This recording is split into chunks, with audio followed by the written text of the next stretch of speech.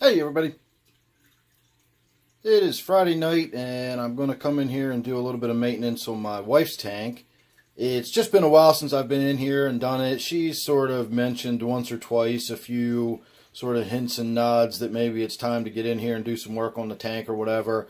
I can hear it when I walk past, so that's always a bad sign. When you can hear the water trickling out of the filter, that means we've lost a little bit due to evaporation. Now, I did top it off not long ago, and we are this low again. So it's been that long between water changes that it got low enough for me to top it off, and now it's that low again. So it's probably been a few weeks, maybe a month since I've done a water change in here. Not going to do a lot. I'm just going to do a basic water change. It has a simple hang on the back filter.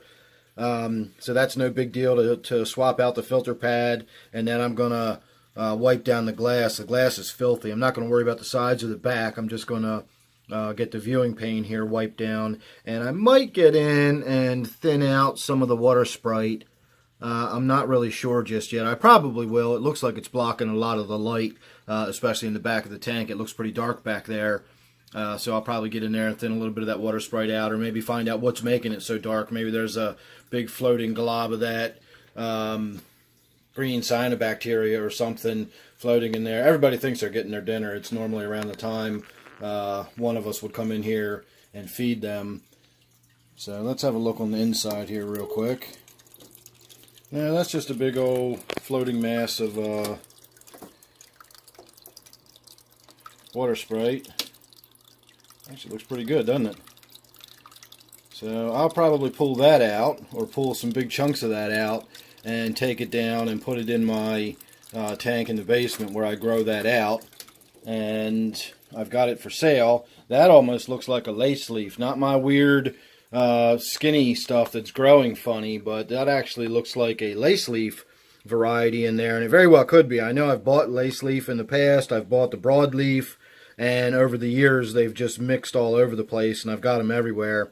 That angelfish is chasing the little guppies around, and then, of course, the guppies breed, and there's probably little tiny baby guppies in there hiding in the water sprite that we can't even see. So, boy, he's starting to get aggressive towards some of the other fish in there, too. Maybe it's going to be time to start paying attention to what's going on in this tank a little bit. Angelfish can be aggressive, even though it's in there by itself, doesn't have any other angelfish to bother it. It might still be aggressive towards the swordtails that are in there, as we were just seeing. It certainly is aggressive towards the smaller fish,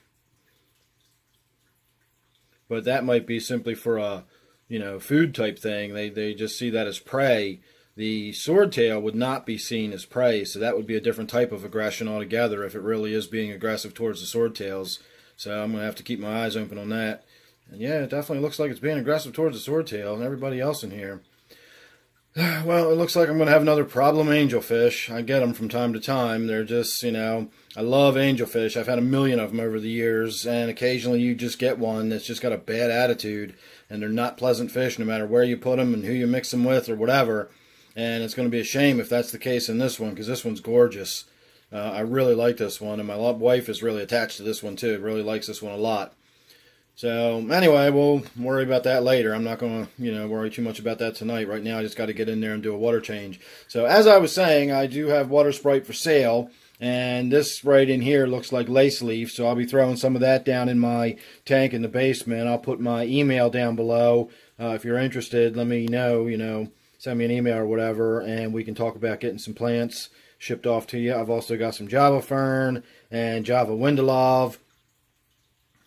Good grief. So anyway, if you're interested in the aquatic plants, check the description down below. You'll find my email. Hit me up. We'll talk. There's your before. Alright, and there's your after.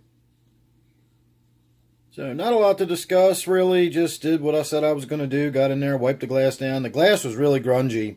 It wasn't the simple brown diatom algae or that sort of green algae that just wipes right off. It was the stuff that really requires the elbow grease. So I really had to get in there and wipe using the poly material, the stuff I use for the filter.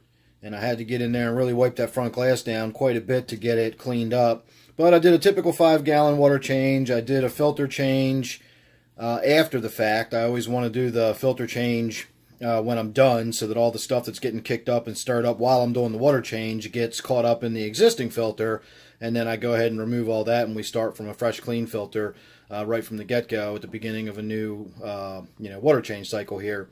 So I pulled a fair amount of the water Sprite that was floating out of there. Not a huge amount, but I got 4 or 5 nice sort of mama plants out of there, and I pulled a bunch of Java moss growing off of the bottom and growing up against the back glass. I pulled a bunch of that stuff off of there too. So I do have some Java moss available as well. Again, as I said before, if you check my email down below, I am going to have some of these plants available for sale.